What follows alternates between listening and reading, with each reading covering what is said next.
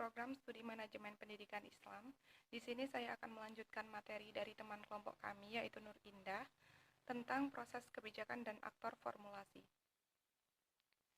Yang pertama, kita akan membahas tentang proses kebijakan, yang dimana proses kebijakan itu terdiri atas 3 tahapan. Yaitu yang pertama, formulasi kebijakan, merupakan pedoman tindakan sesuai rencana yang mencakup kepentingan kebijakan, jenis dan manfaat yang dihasilkan, pelaksanaan program, serta sumber daya yang dikerahkan. Yang kedua, implementasi kebijakan, serangkaian aktivitas dan keputusan yang memudahkan pernyataan kebijakan dalam formulasi terwujud ke dalam praktik organisasi. Yang ketiga, evaluasi kebijakan.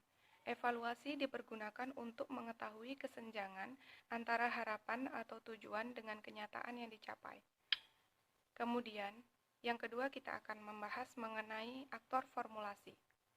Aktor adalah orang atau pelaku yang terlibat dalam proses perumusan formulasi kebijakan yang akan memberikan dukungan maupun tuntutan dari kebijakan yang dihasilkan.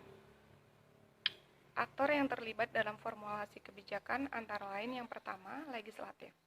Aktor utama dalam merumuskan atau mengesahkan kebijakan, para legislator tersebut berada pada tataran MPR, DPR, DPRD, DPRD tingkatan pertama, dan DPRD tingkatan kedua.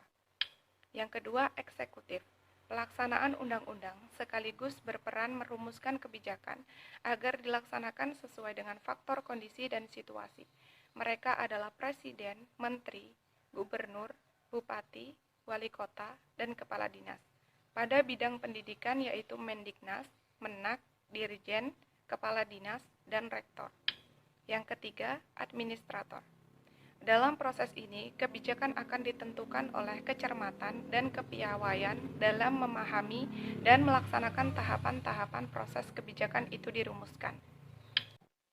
Yang keempat, partai politik atau parpol, yaitu mengendalikan pemerintahan agar dapat melaksanakan program-programnya dan menempatkan anggotanya dalam jajaran pemerintahan.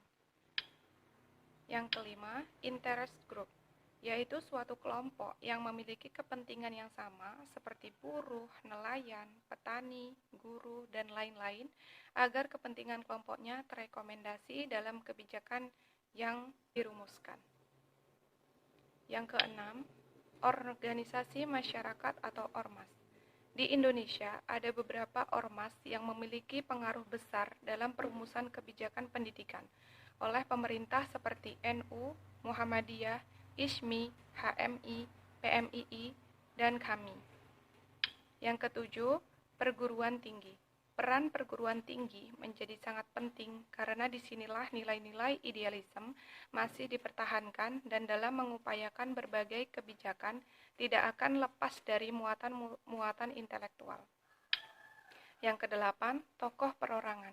Tokoh perorangan dapat berasal dari berbagai bidang seperti keagamaan, politik, ekonomi, pendidikan, budaya, seni, dan lain-lain.